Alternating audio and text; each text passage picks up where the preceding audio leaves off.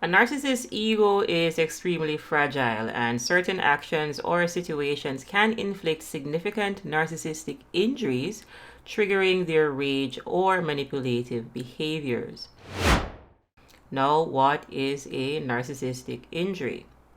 A narcissistic injury is when a pathological narcissist perceives a threat, whether real or imagined, that goes against their ego, that goes against that false self, that goes against the image that they are trying to portray to others. Now, today's video was inspired by a comment left right here on the channel, and David Cooper asks, when a victim of narc abuse fights back and injures the narc non-violently, are there degrees of the narc injury? For example, is going no contact level 10, or is calling the narc out on a level 5, or are narc injuries the same no matter what the victim does? In today's video, I'm going to share with you 3 of the biggest ways that the narcissist's ego is injured. And number 1 is rejection or abandonment. And this is why no contact, blowing the bridge up, is such an effective tool, because you are cutting off the narcissist supply. Now, what is narcissistic supply? Narcissistic supply is the attention, energy, validation, admiration, or essentially your reflection that you're giving to the narcissist, because you are boosting their ego. Now, narcissists crave admiration and validation, so being rejected or abandoned shatters their illusion of superiority. Whether it's a romantic partner leaving, a friend cutting ties, or someone refusing to give them attention they seek, rejection feels like a personal attack on their worth, leading to feelings of humiliation and that very popular narcissistic rage. Number 2 is being exposed. Narcissists rely on maintaining a facade of perfection and control. So when someone exposes their lies, manipulations, or their true nature, it deeply wounds their ego. They fear being seen as flawed, weak, or vulnerable, and exposure undermines the carefully crafted image that they present to the world. Now, here's the 3rd way that a narcissist's ego is injured, and that is losing control. Narcissists thrive on controlling others and their environments. When they lose control over a person, situation, or narrative, such as someone setting boundaries, refusing to engage, or outsmarting their manipulations, it feels like a direct challenge to their authority and superiority. This loss of power can cause them to lash out or spiral into despair. Understanding these triggers can help you to navigate interactions and protect yourself from their retaliatory behavior. Because if you are dealing with a narcissist, you're dealing with someone that is an abuser. Oftentimes on the channel, you hear me state that pathological narcissists are rooted in their shame. However, they are incapable of letting go of their pride. Hence, pride comes right before the fall, and they fall right back down to shame. So you're dealing with someone that is stuck in a low vibrational state. And when we're talking about shame here, know that we are talking about very, very, very low self-esteem. Self-esteem that is pathologically low, so it is little to non-existent. Very similar to when your phone is running on low power mode. Again, pathological narcissist people are stuck in a state of self-loathing. However, they hide this with that dysfunctional pride. And know that that pride is not confidence, like taking confidence in your work or confidence in your appearance. That pride is dysfunctional, so it is grandiosity. Grandiosity is a dis-ease. It is a disorder. Grandiosity essentially is egomania, and pathological narcissists are egomaniacs.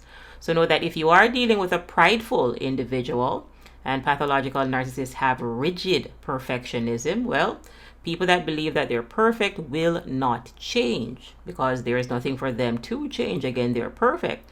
And this is why pride comes right before the fall, and they'll fall right back down to shame.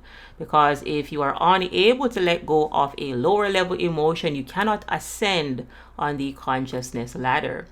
And this is why you often hear me refer to pathological narcissists as dregs at the bottom of the spiritual ladder.